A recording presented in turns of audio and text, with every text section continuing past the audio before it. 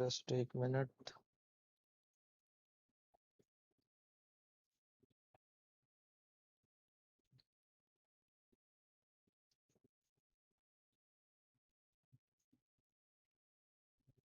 हाँ, टाइटल जो है थोड़ा गलत हो गया। चलो कोई नहीं। Welcome to study blog YouTube channel पर आप सभी का स्वागत है। हाँ जी, study blog education YouTube channel पर आप सभी का स्वागत है। हम सीटेट 2021 के लिए प्रिपरेशन कर रहे हैं, जो कि अभी होने वाला है हमारा दिसंबर में। ठीक है, इसकी प्रिपरेशन हम लोग कर रहे हैं, जिसके लिए हम जो पढ़ने जा रहे हैं वो पढ़ रहे हैं हम पेपर 2, यानी कि सीटेट का पेपर 2, जो कि होगा एसएसटी का, सोशल साइंस या सोशल स्टडी जिसको भी आप कहते हैं। ठीक है, सामाजिक अध्ययन का जो पेपर है क्लास 6 से लेकर के 8 तक, क्लास 6 टू 8 एनसीईआरटी बेस्ड है बिल्कुल पूरी तरह से। ठीक है, तो हम इतिहास को पढ़ रहे हैं, यानी कि हिस्ट्री को पढ़ रहे हैं, जिसमें हमने 3 चैप्टर्स को कंप्लीट कर लिया है, जिसकी वीडियो आपको प्लेलिस्ट में मिल जाएगी। तो प्लेलिस्ट को आप जरूर चेक करें। हाँ जी, प्लेलिस्ट को जरूर चेक करें, डिस्क्रिप्शन बॉक्स को भी चेक कर लें, कोई दिक्कत नहीं है। हर प्रकार के सवाल के लिए प्लेलिस्ट जो है हमने बना रखी है, मतलब हर प्रकार के जो टॉपिक्स हैं उनके लिए प्लेलिस्ट जो है वो अवेलेबल है उन सब्जेक्ट के साथ। सिविक्स हो चाहे जियोग्राफी हो। ठीक है, 2021 के लिए हम ये एनसीईआरटी बेस्ड है पूरा का पूरा, मतलब हम इसके अंदर बेसिकली एनसीईआरटी से जो चीज़ें बताई गई हैं एनसीईआरटी के अंदर बुक्स के अंदर, उसको पढ़ रहे हैं, जो कि एग्जाम में डायरेक्टली हमसे पूछे जा सकते हैं। तो सुनना ज़्यादा है, समझना है और फिर लिखना है। तो कॉपी पेन लेकर के बैठ सकते हैं आप, अगर आपको नोट्स बनाने हैं तो। टारगेट जो है हमारा वो एक बार और आपको बता दिया जाए, रिवाइज करवा देना बहुत ज़रूरी है। 60 आउट ऑफ 60 मार्क्स के जो हैं इसमें क्वेश्चंस आएंगे आपके पेपर 2 में, आपके सब्जेक्ट से रिलेटेड, जो आपका टीचिंग सब्जेक्ट होगा, जैसे कि एसएसटी। तो भाई 60 में से 60 लेकर के आने हैं बिल्कुल। ठीक है, 150 नंबर का पेपर होता है, 90 नंबर चाहिए होते हैं पास होने के लिए, 85 चाहिए जो एससी वगैरह होते हैं उनको। ठीक है, तो प्रिपरेशन आपकी किस प्रकार है? बिल्कुल बहुत अच्छी प्रिपरेशन चलनी चाहिए, अच्छे से पढ़ाई करिए जी। तो देखिए, आज जो हमारा चैप्टर है जिसका नाम है क्या बताती हैं हमें किताबें और कब्रें, यानी कि भाई हम किताबें, जो पुराने टाइम की किताबें हैं या जो कब्र होती हैं, उनको देख करके हमें इतिहास के बारे में आखिर में क्या पता चलता है, या मतलब आखिरकार हमारे को क्या मालूम चलता है, हम इसको देखेंगे। लाइक शेयर जरूर करिए, वीडियो को लाइक करिएगा, शेयर करिएगा, चैनल को सब्सक्राइब भी कर लीजिए। ठीक है, कमेंट जरूर करके बताइए, अगर आपके कोई भी सजेशंस हैं तो आप कमेंट उसको कर सकते हैं। ठीक है, फ्री ऑफ कॉस्ट है, इसके लिए कोई भी चार्ज नहीं लगेगा।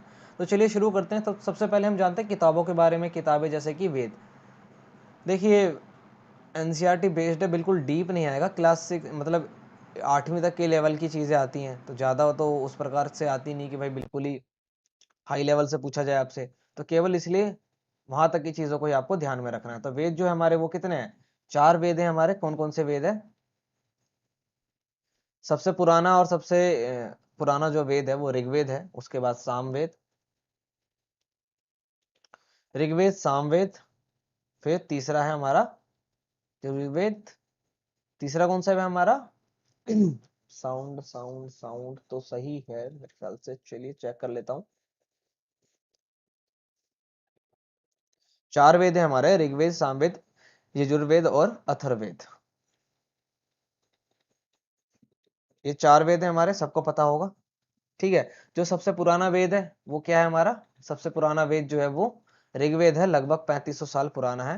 3500 साल पुराना, 3500 साल पुराना है ये। कौन सा है, कितने साल पुराना है? 3500 साल पुराना। इसको हम इस प्रकार से भी कह सकते हैं 1500 बीसी। ठीक है भाई, टाइम पीरियड आपको ध्यान रखना। ऋग्वेद के बारे में हमने पहले चैप्टर में पढ़ा था, जहां पर भरत नाम का जो ग्रुप था लोगों का, उसकी चर्चा की गई थी। ठीक है, तो ऋग्वेद में ही उसके बारे में बताया गया है। तो ऋग्वेद के अंदर 1000 से ज्यादा जो है प्रार्थना है। इसकी प्रार्थना को जो है सुक्त कहा जाता है भाई। ठीक है, तो ऋग्वेद की हम बेसिकली बात कर रहे हैं। ऋग्वेद जो है वो 3500 साल पुराना है। 3500 साल पुराना है। ठीक है, इसके अंदर लगभग 1000 से ज़्यादा, 1021 सॉरी 1079, ठीक है, इतने के आसपास जो है इसके अंदर प्रार्थनाएं हैं। ठीक है, प्रार्थनाएं। और प्रार्थनाएं को पता है क्या कहा जाता है? इसको सूक्त कहा जाता है। क्या कहा जाता है? सूक्त कहा जाता है। आपसे एनसीईआरटी में ये जो चीज़ दे रखी है, और आपसे सीबीएसई में डायरेक्टली ये चीज़ पूछी जा सकती है कि भाई सूक्तियों को क्या कहा जाता है, तो इसको प्रार्थनाएं कहा जाता है। अब सूक्त का मतलब जो होता है उसका मतलब ये होता है अच्छी तरह से बोला गया, अच्छी तरह से बोला गया। क्या मतलब होता है भाई? अच्छी तरह से, अच्छी तरह से बोला गया। थोड़ी बहुत तो सही हुई है राइटिंग, लेकिन अभी भी थोड़ी सी दिक्कत है। ठीक है, ये हो गया। अब इसके अंदर जो 3 देवता हैं वो बहुत इंपॉर्टेंट है। देख रहे हैं अब राइटिंग को तो मतलब क्या कहें।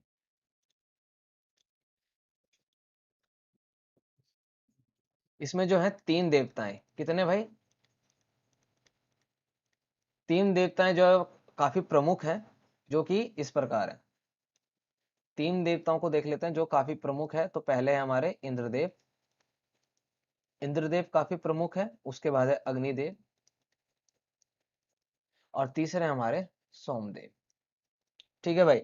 अब इंद्रदेव, हाँ जी, ये 3 देवताएं जो है वो काफी प्रमुख है हमारे किसके अंदर? ऋग्वेद के अंदर। इंद्रदेव को जो है युद्ध का देवता कहा जाता है भाई। किसका देवता? युद्ध का देवता। अग्नि को तो आपको पता चल रहा होगा, आग का देवता। और जो सोम है ना, ये एक प्रकार का पेय पदार्थ है। ये क्या है? पेय पदार्थ, या ठीक है, ये एक पौधे से निकलता है। एक खास तरह का पौधा होता है जिसके अंदर से ये सोम निकलता है, जिसको आप देखते हो राजा वगैरह, क्या राजा कह रहा हूँ, जैसे स्वर्ग वगैरह में जो देवता होते हैं वो लोग क्या क्या पीते हैं? सोमरस पीते हैं ना। सोमरस तो वो कहाँ से बनता है? सोम नाम के पौधे से निकाला हुआ उसका जो रस होता है उसको क्या कहा जाता है? सोमरस। तो ये इंपॉर्टेंट हो गया यहाँ पर। अभी ऋग्वेद के बारे में और भी चीजें देखनी है हमारे को। तो ठीक है, तो जैसे ऋग्वेद जो है 3500 साल पुराना है, संस्कृत लैंग्वेज में लिखा गया है ये। ठीक है, ये ध्यान रखिएगा। किस लैंग्वेज में लिखा गया है ये? तो ये संस्कृत लैंग्वेज में लिखा गया है। इसकी भाषा जो है वो क्या है? भाषा क्या है इसकी? संस्कृत। ठीक है, प्राक संस्कृत कहते हैं इसको। एकदम असली वाली जो संस्कृत है ना वो इसी के अंदर है। या तो इसको आप प्राक संस्कृत कह सकते हो, या फिर इसको आप वैदिक संस्कृत कह सकते हो। ठीक है भाई, वैदिक एज आया था ना इंडिया के अंदर, क्या कहते हैं, हड़प्पा सभ्यता के बाद जो वैदिक एरा था, वैदिक जो एज था, उस टाइम पे जो संस्कृत थी उसको वैदिक संस्कृत कहा जाता है, या फिर प्राक संस्कृत कहा जाता है।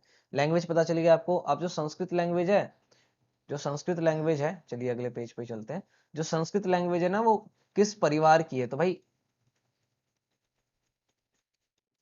भारोपीय, यानी कि भारतीय का मतलब होता है भारत और यूरोपीय, यानी ऐसी भाषा जो भारत और यूरोप में, भारत और यूरोप दोनों में बोली जाती है, भारत और यूरोप के अंदर। ठीक है,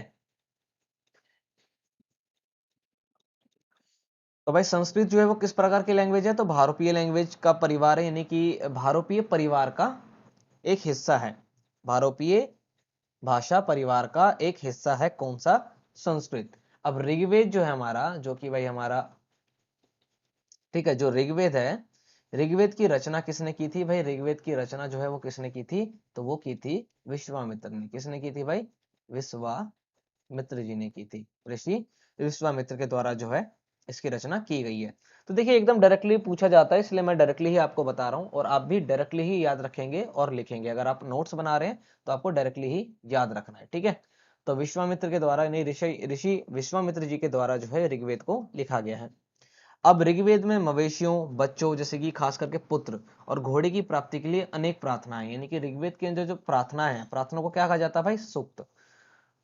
तो ठीक है भाई, ऋग्वेद में जो सूक्तियां हैं उसमें ज्यादातर किसकी बात है? तो भाई मवेशियों के बारे में, मवेशियों के बारे में है उसके अंदर। बच्चों के लिए है, बच्चों में भी कौन से बच्चे भाई? पुत्र। पुत्र प्राप्ति के लिए जो यज्ञ वगैरह, जो प्रार्थना वगैरह है ना, वो भी किसके अंदर लिखे गए हैं? तो ऋग्वेद में लिखे गए हैं। और खास करके घोड़ों की प्राप्ति के लिए, भाई पहले के टाइम में घोड़े जो है ना वो काफी इंपॉर्टेंट हुआ करते थे। घोड़ों की प्राप्ति।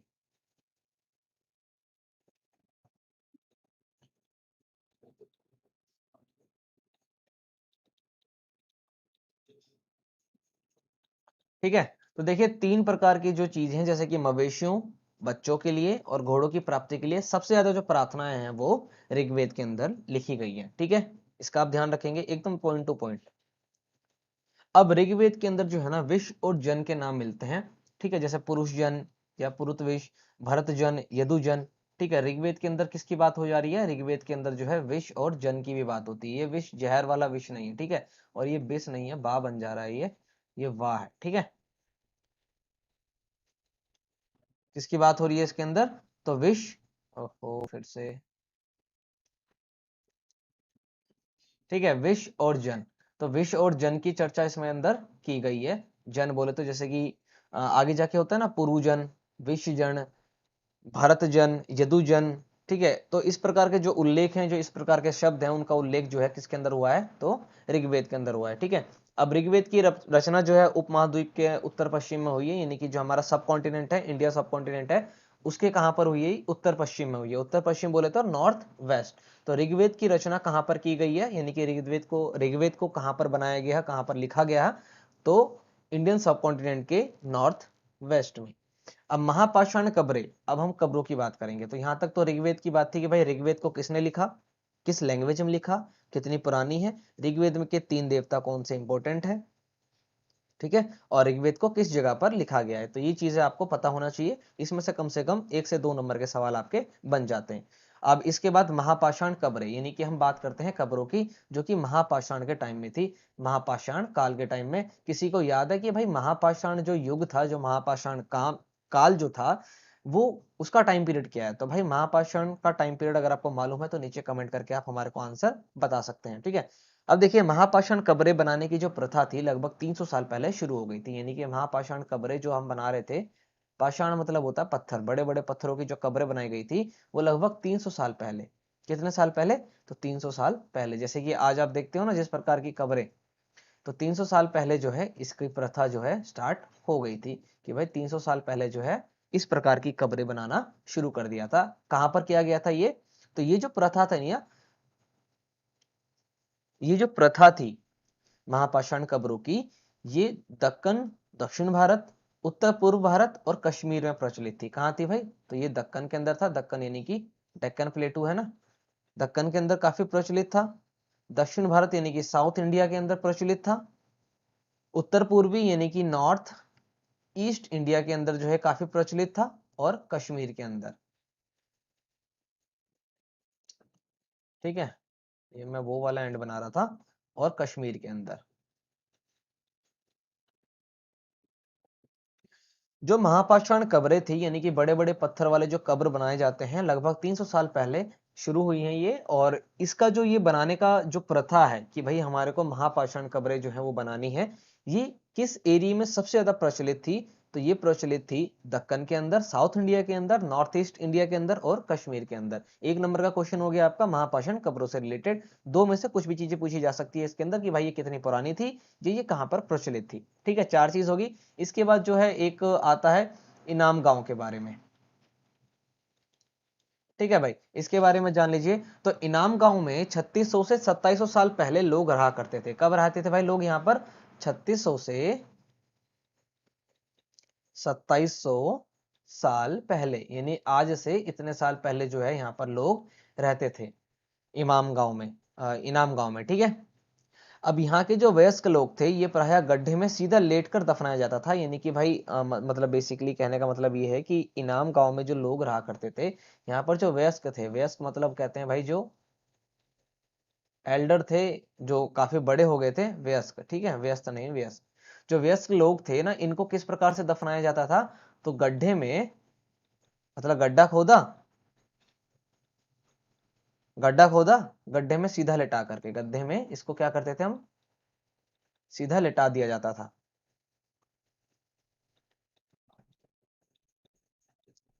ठीक है। तो इनाम गांव जो है इसका टाइम पीरियड बताया गया है आपको, 3600 से 2700 साल पहले यहाँ पर लोग रहा करते थे। और यहाँ के जो बुजुर्ग लोग हुआ करते थे, जो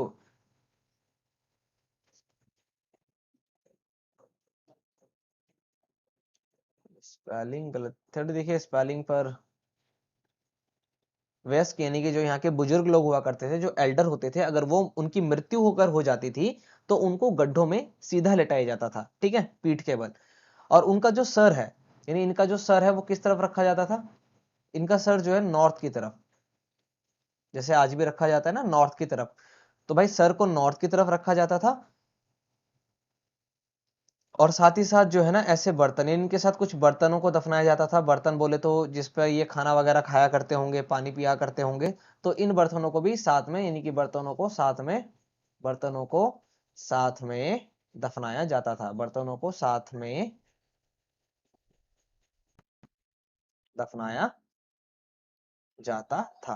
ठीक है, तो इनाम गांव के लिए आप देख सकते हैं ये चीज, ये इंपॉर्टेंट है। ये सवाल में जो है पूछा गया है कि एक ऐसी जगह का नाम बताओ जहां पर लोगों को, यानी कि वहां के वयस्क लोगों को गड्ढों में सीधा लिटाया जाता था। उनका सर जो है नॉर्थ की तरफ रखा जाता था, यानी कि उत्तर की ओर।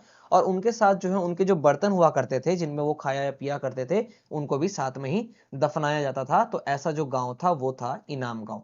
ठीक है, तो इनाम गाँव के बारे में भी आप जान गए आराम से। इनाम गाँव का जो टाइम पीरियड है वो है आज से 3600 साल से लेकर के 2700 साल पहले, यानी कि आज से 1600 से 700 बीसी।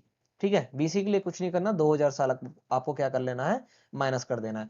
अब आज से 2000 साल पहले चरक नाम के प्रसिद्ध वैद्य हुए। देखिए भाई ये इंपॉर्टेंट है, लगभग किसकी बात कर रहे हैं हम, 2000 साल पहले की। आज से 2000 साल पहले यानी कि 0 BC। तो भाई इस टाइम पर जो है ना एक ऋषि थे, कौन थे, चरक वैद्य, मतलब वैद्य थे असल में, ऋषि तो आप कह ही सकते हैं, ये वैद्य थे। इन्होंने बुक भी लिखी है, ठीक है, चरक संहिता, इनकी एक बुक लिखी हुई है, उसका क्या नाम है, और ये बहुत इंपॉर्टेंट है। इसके अंदर इन्होंने जो है इलाज लिख रखे थे बहुत सारे, जो आज भी माने जाते हैं। ठीक है, चरक चरक संहिता। ठीक है, तो भाई चरक वैद्य थे ये। अब भाई इन्होंने बुक लिखी है तो इसका मतलब ये है कि चिकित्सा शास्त्री होंगे ये, बिल्कुल भाई एकदम। डॉक्टर होंगे ना भाई, डॉक्टर तो होंगे, तभी तो उन्होंने मतलब तभी तो वो लोग जो हैं। साउंड तो बिल्कुल सही है, साउंड में तो कोई प्रॉब्लम नहीं है। आज से 2000 साल पहले चरक नाम के प्रसिद्ध वैद्य हुए थे। इन्होंने जो है चरक संहिता नाम की पुस्तक लिखी है।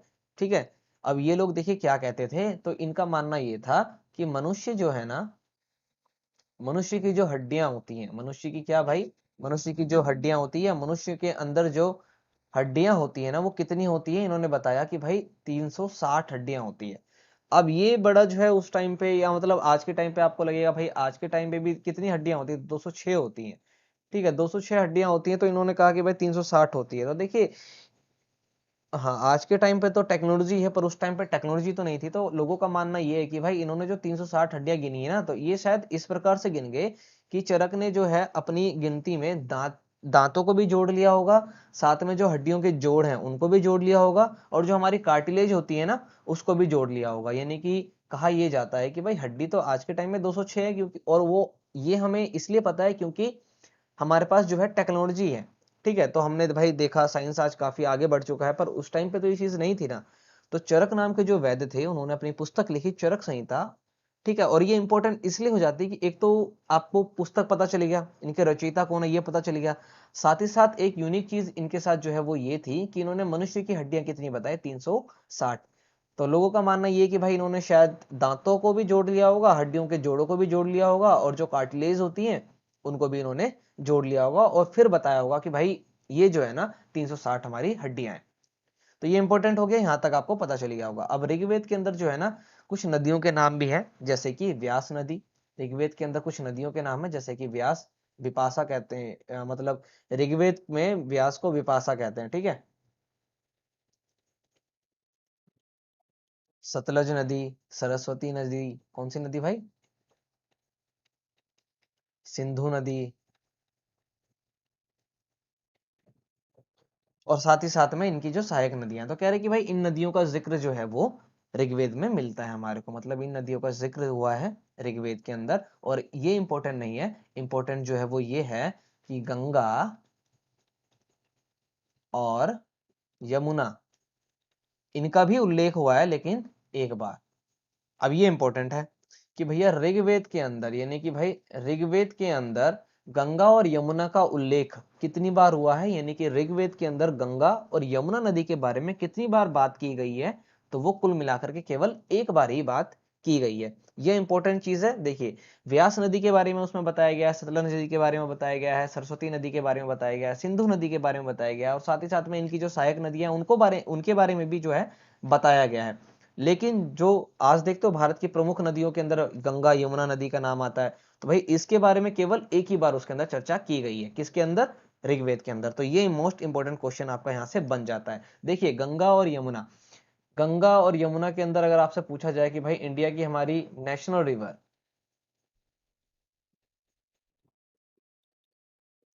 तो वो क्या है, यमुना है। ठीक है, गंगा हमारी नेशनल रिवर नहीं है, क्योंकि गंगा इंटरनेशनल रिवर है, क्योंकि ये बांग्लादेश में चली जाती है। ठीक है, जब बांग्लादेश में नहीं जाया करती थी तो ये हमारी नेशनल रिवर थी, लेकिन हमारी नेशनल रिवर क्या है, यमुना।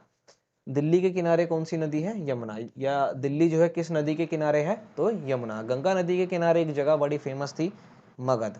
ठीक है, जिसके बारे में हमने पिछली वीडियो में चर्चा किया है, आसानी से, कोई प्रॉब्लम नहीं है यहाँ पर। ठीक है, तो ये हमारा आपका जो चैप्टर है, मतलब बेसिकली जो जो हमारा टॉपिक था वो बड़ी जल्दी इसमें जो है क्लियर हो गया, क्योंकि काफ़ी छोटा टॉपिक था ये।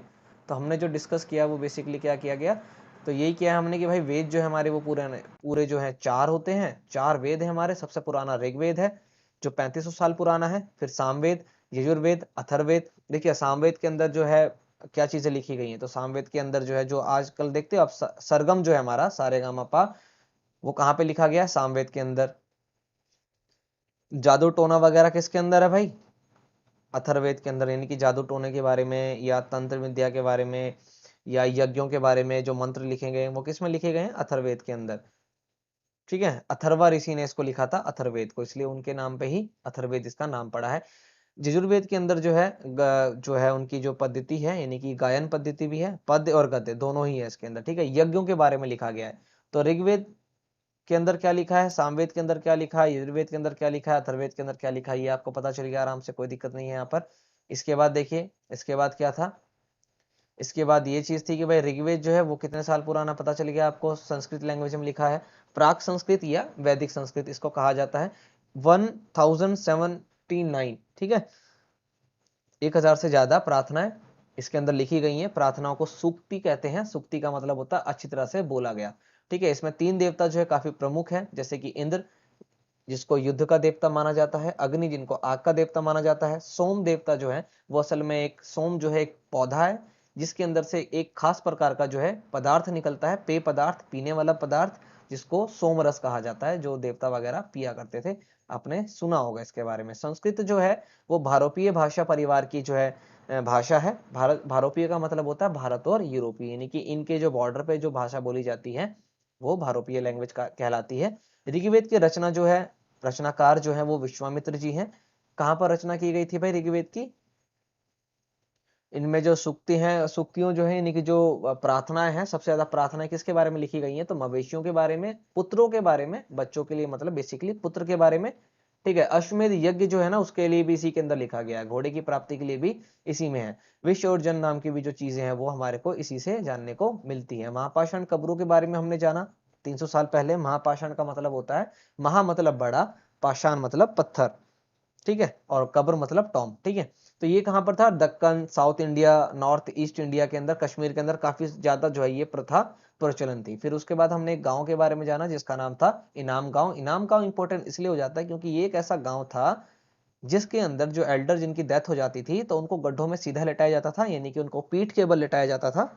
ठीक है, मुंह ऊपर की तरफ होता था उनका, और सिर जो है नॉर्थ की तरफ रखा जाता था, और इनके साथ ही साथ जो बर्तन जिनमें ये खाया पिया करते थे उसको भी दफना दिया जाता था। ठीक है, तो ये इंपॉर्टेंट है। उसके बाद 2000 साल पहले, यानी कि आज से 2000 साल पहले, 0 BC, इस वक्त जो है चरक नाम के एक वैद्य हुए थे, जो कि असल में चिकित्सा शास्त्री थे, डॉक्टरेट थे या डॉक्टर थे। इन्होंने अपनी एक पुस्तक लिखी जिसका नाम है चरक संहिता, जिसके अंदर इन्होंने जो वैद्य थे, तो इसका मतलब है बीमारियों के बारे में लिखा होगा, बीमारियों को किस प्रकार ठीक किया जाता है इसके बारे में लिखा होगा। तो इन्होंने जो यूनिक काम किया, जो यूनिक एक क्वेश्चन आपका बन सकता है वो ये कि भाई इन्होंने मनुष्य की हड्डियां कितनी बताई, 360। मानना ये जाता है कि भाई उन्होंने शायद दांतों को भी गिन लिया होगा, हमारी हड्डियों के जोड़ों को भी गिन लिया होगा, और साथ ही साथ हमारे कार्टिलेज को भी गिन लिया होगा, इसलिए जो ये संख्या है 206 से 360 हो गई होगी। एक बच्चे के अंदर, यानी कि पैदाइशी बच्चे के अंदर लगभग 306 के 6 से लेकर के 310 के आसपास हड्डियां होती है, बाद में वो जुड़ करके एक हड्डी बन जाती है। ठीक है, अब ऋग्वेद के अंदर जो है कुछ नदियों की चर्चा की गई थी, जैसे कि व्यास नदी के बारे में, व्यास को विपाशा कहते हैं, ध्यान रखिएगा।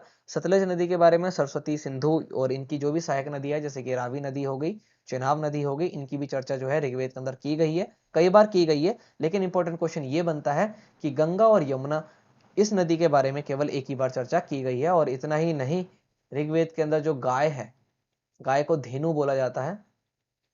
ठीक है, कंफर्म नहीं है, एक बारी मैं कंफर्म आपको नेक्स्ट वीडियो में कर दूंगा। तो गाय की भी चर्चा जो है ऋग्वेद में एक बार की गई है। ऋग्वेद के अंदर ही हमारे को गायत्री मंत्र मिलता है। ठीक है, ऋग्वेद के अंदर ही क्या है भाई, हमारा गायत्री मंत्र जो हम आज पढ़ते हैं। गायत्री मंत्र कहाँ से लिया गया है, तो भाई ऋग्वेद के अंदर से लिया गया है। ठीक है, इंपॉर्टेंट चीज है, आपको मालूम होना चाहिए ये। गायत्री मंत्र कहाँ से लिया गया है, तो ऋग्वेद के अंदर से ही गायत्री मंत्र को भी लिया गया है। ठीक है, यहाँ तक अगर आपको कुछ पूछना हो तो पूछ सकते हो, कोई दिक्कत नहीं है।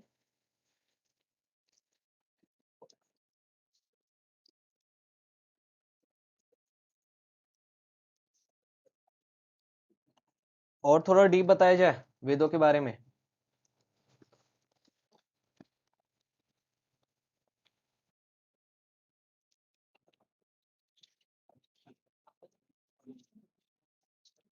चलिए और थोड़ा सा डीप जानते हैं हम वेदों के बारे में। बेसिकली कुछ ऐसी चीजें जो एनसीईआरटी में नहीं है, मतलब आपसे एग्जाम में पूछ लिया जाए अगर आपको, तो मालूम होना चाहिए भाई, ये जरूरी है, आपको आंसर तो पता होना चाहिए। ठीक है, वेदों के बारे में ही जान लेते हैं कुछ चीजों को। चलिए, तो वेद हमारे चार हैं, ये तो आपको पता चल गया। वेद हमारे जो है कितने हैं भाई, चार हैं। सबसे पहला कौन सा है, तो सबसे पहला है ऋग्वेद, ये आपको पता चल गया, कोई प्रॉब्लम नहीं है यहाँ पर। ठीक है,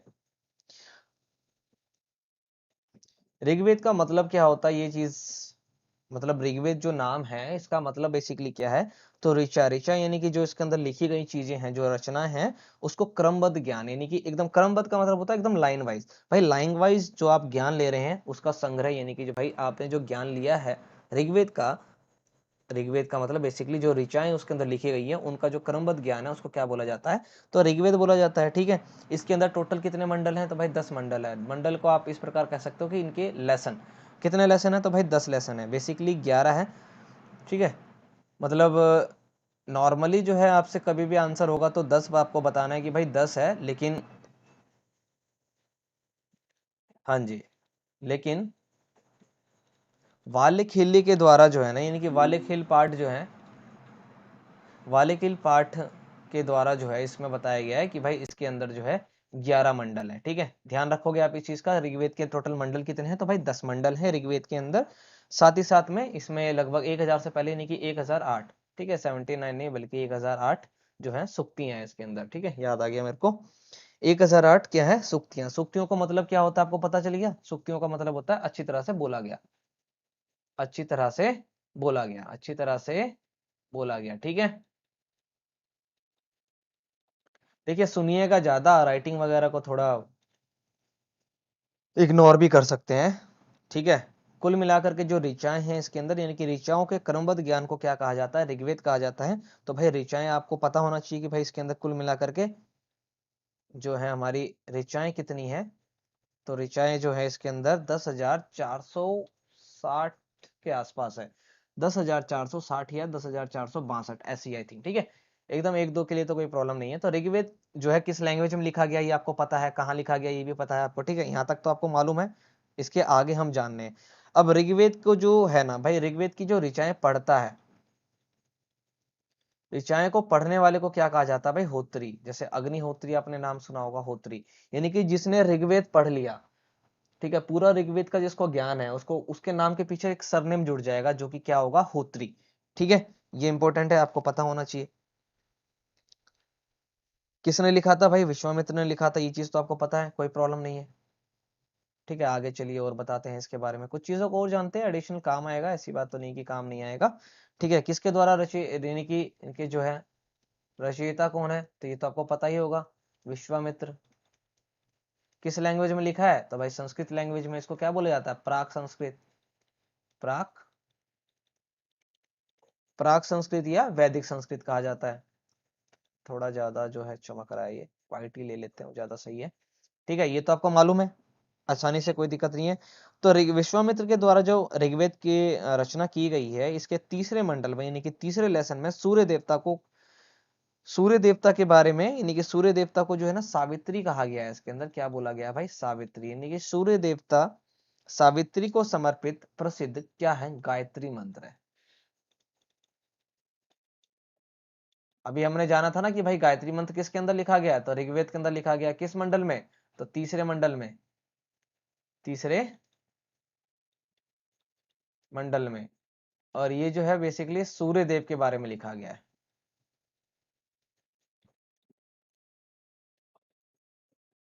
सूर्य देव, ठीक है सर। देखिए बहुत ही इंपॉर्टेंट चीज है, ऐसा तो नहीं है कि आप केवल सीटेट में ऊपर ऊपर का पढ़ के चले जाएंगे हो जाएगा, अच्छी चीज है। सूर्य देवता यानी कि भाई विश्वामित्र के द्वारा ऋग्वेद की जो रचना की गई है उसके तीसरे मंडल में यानी कि तीसरे चैप्टर में गायत्री मंत्र लिखा है। पूछा जा सकता है आपको कि भाई गायत्री मंत्र जो है वो ऋग्वेद के किस मंडल में लिखा गया है, तो तीसरे मंडल में लिखा गया है। किस देवता को समर्पित है ये, तो सावित्री देवी है असल में, जो कि सूर्य देवता से रिलेटेड है, ठीक है, उनको ये जो है समर्पित किया गया है। और नौवें मंडल के अंदर सोमदेव के बारे में बताया गया। भाई सोमदेव जो है, जो कि अभी हमने देखा था सोमरस, सोम नाम का जो पदार्थ है, तो इसके बारे में नौवें मंडल में बताया गया है। सब कुछ नोट डाउन करते रहिएगा, डी ट्रिपल एस बी की भी प्रिपरेशन आपकी हो जाएगी, ध्यान रखिएगा, ठीक है।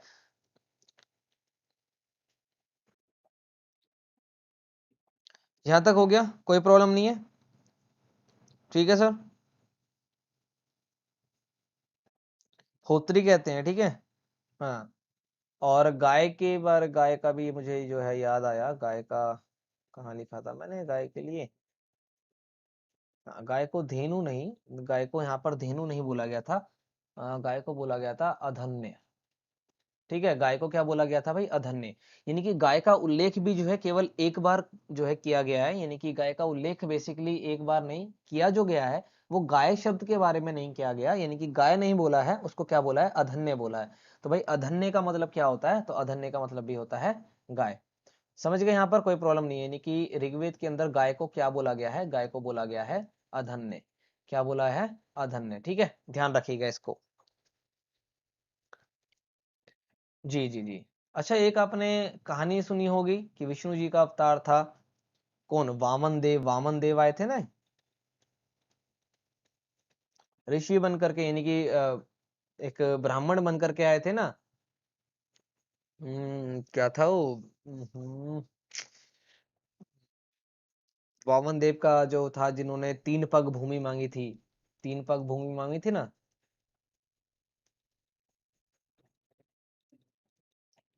3 पग भूमि मांगी थी इन्होंने कि भैया मेरे को 3 पग भूमि दे दो।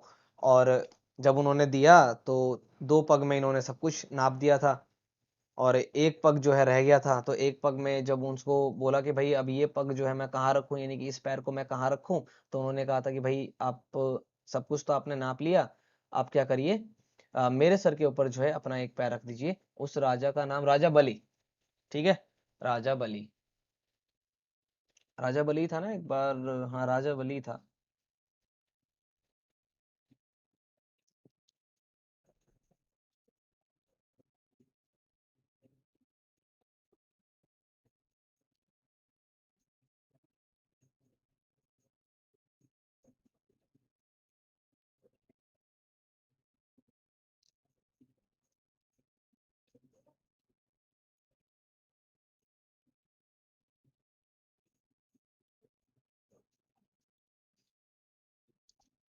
ठीक है सर, राजा बलि, हाँ तो राजा बलि भाई सबसे दानवीर थे, और मतलब दानवीर थे, जो भी उनके दरबार पर आता था उनको वो खाली हाथ नहीं जाने देते थे। तो ये ब्राह्मण बन करके गए थे और इन्होंने 3 पग भूमि मांगी, और 3 पग के अंदर मतलब 2 पग के अंदर इन्होंने धरती स्वर्ग और पाताल सबको नाप दिया था। और 1 पग जब रह गया था, तो 1 पग जब उन्होंने कहा कि भाई इस पैर को मैं कहाँ रखूं, तो राजा बलि ने कहा कि भाई इसको आप मेरे ऊपर रख दीजिए। और उसी पैर के साथ किया गया था, उन्होंने राजा बलि को पाताल लोक में लेके चले गए थे। तो ये इंपॉर्टेंट है, ठीक है। वामन देव वाला जो ये जो किस्सा है भाई, वामन देव जो है विष्णु के अवतार माने जाते हैं। 10 अवतार जो विष्णु के थे उसमें 5वें अवतार थे ये विष्णु जी के, ठीक है। तो विष्णु के 5वें अवतार यानी कि वामन देव की चर्चा जो है वो भी ऋग्वेद में ही हमारे को मिलती है। अब एक चीज है इंपॉर्टेंट, इसको भी देख लीजिए। तो हमने जो है 3 देवता इसके बहुत फेमस है, जिसके हमने देखा कि भाई 9वें मंडल के अंदर जो है किसके बारे में लिखा गया है, तो सोमदेव के बारे में लिखा गया है। तो भाई इंद्रदेव के बारे में जो है लगभग 250 ऋचाएं यानी कि 250 मंत्र जो है यानी इंद्रदेव के बारे में, इंद्रदेव के बारे में जो है 250 मंत्र जो है लिखे गए हैं, और अग्निदेव के बारे में लगभग 200, अग्निदेव के बारे में 200 मंत्र जो है इसके अंदर लिखे गए। तो भाई ऋग्वेद से अगर आपको इतनी चीजें याद है तो वो इंपॉर्टेंट आपके लिए इनफ है, ठीक है। ऋग्वेद के बारे में हो गया हमारा। तो चलिए आगे देखते हैं, हम दूसरा हम पढ़ लेते हैं। दूसरा जो हमारा वेद है वो है यजुर्वेद। दूसरा वेद कौन सा है हमारा? यजुर्वेद, ठीक है। अब देखिए इसका मतलब क्या होता है? इसका मतलब होता है सस्वर पाठ करना, यानी कि स्वर के साथ, यानी कि आप जब जिस वेद का आप जिस वेद की आप पढ़ाई कर रहे हैं उसमें लिखे हुए मंत्रों को अगर आप बलि के टाइम में, यानी कि मंत्र तथा बलि के समय जो अनुपालन करने के लिए जो उसका नियम वगैरह उसमें बताए गए हैं, ठीक है, उसको अगर आप सस्वर पाठ करते हैं, यानी कि एकदम बोल करके, ठीक है, तो उसको क्या बोलते हैं? हम यजुर्वेद बोलते हैं। इसके पाठ्यकर्ता को, यानी कि जो इसको पढ़ लेता है, जैसे कि ऋग्वेद को जो पढ़ लेता है उसको क्या बोला जाता है? होत्री। तो इसको जो पढ़ लेता है, यानी कि इसका जो पाठ करता है, जो इसको पढ़ लेता है, उसको क्या बोला जाता है? अधर्व्यु। क्या बोला जाता है भाई? अधर्यु। अधर्व्यु मतलब अध्वर्यु। हाँ जी, बिल्कुल बिल्कुल, अध्वर्यु। तो भाई यजुर्वेद का जो पाठ कर लेता है उसको क्या बोला जाता है? अध्वर्यु। जबकि जो ऋग्वेद का पाठ कर लेता है उसको क्या बोलते हैं? होत्री। अब देखिए इसके अंदर क्या लिखा गया है भाई, यजुर्वेद के अंदर क्या लिखा गया है? तो इसके अंदर नियम वगैरह लिखे गए हैं, ठीक है। इसके अंदर क्या लिखे गए हैं? नियम और विधि विधान। इसके अंदर क्या लिखे गए हैं? नियम और विधि विधान। कि भाई जो भी आप देखते हो आप, कि जैसे किसी चीज का कोई भी जो काम होता है, जैसे कि कोई भी पूजा पाठ होता है, उसका विधि विधान लिखा होता है ना, तो वो किसके अंदर लिखा गया है? तो वो यजुर्वेद के अंदर ही लिखा गया। किस वेद के अंदर लिखा गया है? तो भाई वो यजुर्वेद के अंदर ही लिखा गया है, ठीक है। जो भी नियम वगैरह है, जो भी व्रत हो, चाहे चाहे कोई पूजा हो, कोई अनुष्ठान हो, कोई यज्ञ हो, उसके जो भी नियम और विधि है वो सब किसके अंदर लिखे गए हैं? तो यजुर्वेद के अंदर लिखा गया है। अब इसके अंदर देखिए एक चीज बहुत इंपॉर्टेंट है, इसके अंदर बलिदान, जो जैसे बलिदान होता है ना, बलि वगैरह दिया जाता है जो, तो उसके बारे में भी इसी के अंदर लिखा गया है, ठीक है। तो भाई यानी कि इसमें बलिदान की विधि का भी वर्णन है, यानी कि किस प्रकार से बलि दिया जाएगा वो भी इसी के अंदर लिखा गया। तो देखिए हमने पहले ही पढ़ा कि भाई विधियों के बारे में तो इसी वेद में लिखा गया है, तो भाई बलि का विधि विधि होगा तो वो भी इसी के अंदर लिखा गया होगा। और ये एक ऐसा वेद है, बहुत इंपॉर्टेंट चीज है, जो गद्य और पद्य, यानी कि ये पैराग्राफ्स में भी लिखे हुए हैं और साथ ही साथ में ये जो है पोएम्स में भी लिखे गए हैं, तो दोनों ही। तो ये ओनली, ये मोस्ट इंपॉर्टेंट चीज है भाई, ठीक है, ध्यान रखिएगा इसका। मोस्ट इंपॉर्टेंट है ये चीज कि एक ऐसा वेद बताइए, या वो कौन सा वेद है जो गद्य और पद्य दोनों ही रूप में लिखे गए हैं, तो वो एक ही जो है वो है यजुर्वेद, ठीक है। तो भाई यजुर्वेद के बारे में इतना आप याद रखेंगे। इसके बाद जो तीसरा वेद था वो हमारा है सामवेद। बस चारों वेदों के बारे में जानेंगे हम। सामवेद, भाई सामवेद नाम से पता चल रहा होगा भाई, साम का मतलब ही होता है गान। अब गान हुआ है तो इसके अंदर से हमारा सरगम बना होगा, सरगम जिसको आज हम सारे गामा पाक से कहते हैं, ठीक है। इसमें बेसिकली क्या है भाई, यज्ञों के समय, इसमें देखिए क्या बताया गया कि यज्ञों के समय क्या चीज होगा कि भाई यज्ञों के समय जो गाए जाने वाले जो मंत्र हैं, यज्ञ के समय गाए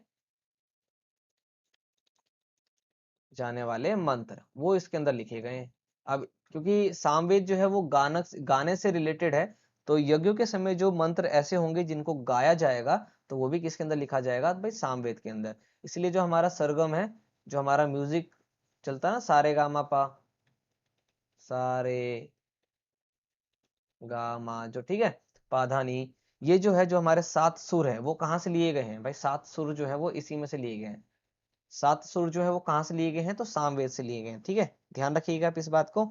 इसके जो पाठकर्ता होते हैं, यानी कि जिसने सामवेद को पढ़ लिया, उसके पाठकर्ता को क्या कहा जाता है, ये भी आपको पता होना चाहिए। तो इसके पाठकर्ता को क्या कहा जाता है? तो देखिए क्या कहा जाता है भाई? उद्रात्री। क्या कहा जाता है भाई? उद्रात्री, ठीक है। अब ये जो है इसका जो संकलन है वो भाई ऋग्वेद पर आधारित है। इसमें लगभग जो है 1800 के आसपास के हैं सूक्तियां हैं। और ज्यादातर जो है ना वो ऋग्वेद से ही ली गई है। ठीक है, तो भारतीय संगीत का जनक भी इसको कहा जाता है, क्योंकि भाई सरगम बना है इसके अंदर से। तो भारतीय संगीत का जनक, भारतीय संगीत का जनक जो है कौन सा वेद है? तो सामवेद। तो सामवेद का मतलब ये होता है भाई गाना, यानी कि साम मतलब होता है गान।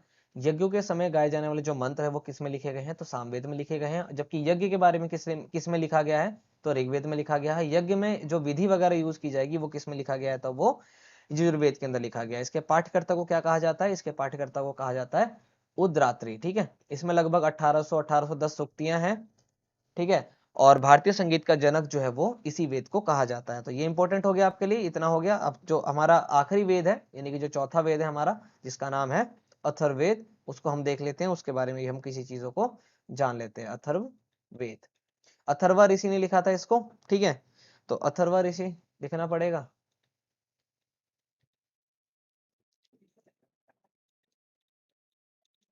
अथर्व ऋषि ने जो है अथर्ववेद को लिखा था। इसमें लगभग 731, लगभग 730-31 जो है मंत्र है इसके अंदर। 731 के हैं इसके अंदर मंत्र है। ठीक है भाई, वेद है तो मंत्र वगैरह तो होंगे इसके अंदर। और लगभग 6000 पद हैं गाने वाले। ठीक है, मतलब पोएम टाइप जो चीज होती है वो।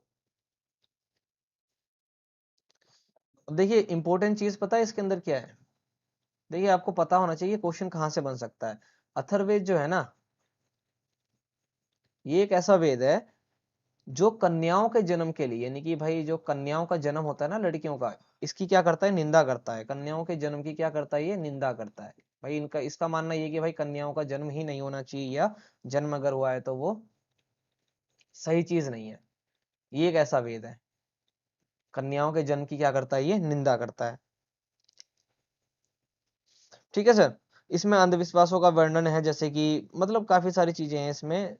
मानव जीवन की जितनी भी सारी जो पक्ष हैं, मानव जीवन का जो भी पक्ष है, जो भी एस्पेक्ट्स हैं, जैसे गृह निर्माण, घर कैसे बनाना है, कृषि की उन्नति कैसे की जाएगी, व्यापारिक मार्गों का जो व्यापारिक मार्ग है, ठीक है, कि भाई इसकी खोज कैसे की जाएगी, एक से एक तरीके निकालो, रोग निवारण, विवाह तथा प्रणय गीत जो है इसके अंदर लिखे गए हैं। राजभक्ति के बारे में इसमें लिखा गया है। राजा का चुनाव कैसे होगा ये लिखा गया है इसके अंदर। बहुत से वनस्पति और औषधि जो है उसके बारे में लिखा गया है इसके अंदर। शाप जो दिया करते थे ना उसके बारे में लिखा गया है। वशीकरण प्रश्चित के बारे में लिखा गया है। मातृभूमि महात्म्य के बारे में लिखा गया है, यानी कि भाई जादू टोने का वर्णन भी है इसके अंदर। इंपॉर्टेंट चीज ये है, इसके अंदर वशीकरण वगैरह जादू टोना जो है ये इसी के अंदर लिखा गया है। ठीक है, ये आपको पता होना चाहिए भाई, जादू टोना जो है इसी के में लिखा गया है। किस वेद में लिखा गया है? तो अथर्ववेद के अंदर लिखा गया है। ठीक है सर, तो ये चार वेद हो गए हमारे। चार वेदों के बारे में इतनी चीजें अगर आपको मालूम है तो वो इनफ है काफी। चारों वेदों के जो संकलन करता है, चारों वेदों के संकलन करता कौन है? हमारे वेद व्यास जी। वसुदेव कुटुंबकम जो है वो भी हमारे को कहाँ से मिला है? हमारे वेद से ही मिला है। ठीक है, चारों वेद अगर एक साथ हो जाते हैं उसको क्या बोला जाता है? संहिता बोलते हैं। ये भी इंपॉर्टेंट है। और बताइए, और क्या बताएं हम आपको? वेदों का जो अंतिम हिस्सा होता है उसको वेदांग बोलते हैं। उपनिषद होता है इसके बाद। तो काफी सारी चीजें हैं वैसे, लेकिन आपके एग्जाम से रिलेटेड जो है वो इतनी ही चीजें हैं, तो ये आपको याद रखना है। तो काफी सारी चीजें हमने इस वीडियो के अंदर जो है जाना है, जिसको हमने पढ़ा है। आशा करता हूँ आपको वीडियो अच्छी लगी होगी, नॉलेजफुल लगा होगा। ठीक है, अगर वीडियो अच्छी लगी है तो उसको लाइक शेयर जरूर करें भाई, मोटिवेशन हमारे को काफी मिलता है। नीचे कमेंट जरूर करें। आपको कोई भी सजेशंस देना है, कोई भी क्वेश्चंस है अगर आपके, तो आप नीचे कमेंट कर सकते हैं। ठीक है, और अगर आप चैनल पर नया है तो इसको सब्सक्राइब जरूर करिए। हमारा जो फोकस है वो पूरा का पूरा सीटेट 2021 के ऊपर है। एक बार में इसको क्रैक करना है हमारे को। 60 में से 60 तो इसके अंदर लेकर के ही आने हैं। आपको टोटल 90 नंबर लेकर के आने हैं भाई। ठीक है, पेपर 2 की हम बात कर रहे हैं, पेपर 2 एसएसटी। तो क्वेश्चन तो देखिए वैसे भी आसान आते हैं, लेकिन सक्सेस रेट जो है उसका आज भी सीटेट का काफी कम है। रीजन केवल ये है कि हमको लगता है कि भाई कोई आएगा हमको गीत गा करके, नचा करके, नाचना सिखा देगा वगैरह वगैरह। ठीक है, आप टीचर बनने जा रहे हैं, थोड़ा सीरियस होइए लाइफ के अंदर। वैसे भी आप देख ही रहे हैं कि भाई बच्चे जो हैं आजकल के हैं अच्छे हैं, लेकिन ऑनलाइन वगैरह मोबाइल वगैरह आने के बाद से तो काफी सारी चीजें जो हैं चेंज हो चुकी हैं। तो आपको थोड़ा सा मेहनत तो करना पड़ेगा। तो मिलेंगे चलिए नेक्स्ट वीडियो में, ठीक है, कल फिर से हम आते हैं। हाँ जी, जियोग्राफी के लिए जो है जल्द ही वीडियो लेकर के आ रहे हैं, जियोग्राफी को भी लेकर के आएंगे हम साथ ही साथ में, और भी चीजें हैं प्लान कर रहे हैं एकदम, ठीक है। और बाकी वीडियोस जो है प्लेलिस्ट में अवेलेबल हैं, आप प्लेलिस्ट को जरूर चेक करिए। अगर आपको वीडियो अच्छी लगती है तो भाई लाइक जरूर करिए, अगर अच्छी नहीं लगती तो डिसलाइक मारिए, कोई दिक्कत नहीं है, लेकिन नीचे हमारे को बता दीजिए कि भाई ये जो पोर्शन है ये ठीक नहीं है, वो ठीक नहीं है, ताकि हम इम्प्रूव कर सकें, ठीक है। हम यहाँ पर आपकी हेल्प करने आए हैं, यानी कि हम चाहते हैं कि आपके एग्जाम में अच्छे नंबर आए, अच्छे मेरिट से आप पास हो और देश को एक अच्छा शिक्षक मिल सके, ठीक है। वीडियो को आप दोबारा देख लीजिएगा अगर आपको किसी भी प्रकार की कोई समस्या आ रही है, और अगर फिर भी समझ में नहीं आता तो आप कुछ कमेंट कर सकते हैं, हम कोशिश करेंगे कि कमेंट में आपके आंसर्स को दिया जाए, आपके सवालों के जवाब जो है कमेंट में दे दिए जाए। शेयर वगैरह जरूर भाई, वो तो कर्तव्य होना चाहिए। चलिए ठीक है, फिर मिलते हैं नेक्स्ट वीडियो में कल, यानी कि तब तक के लिए जय हिंद।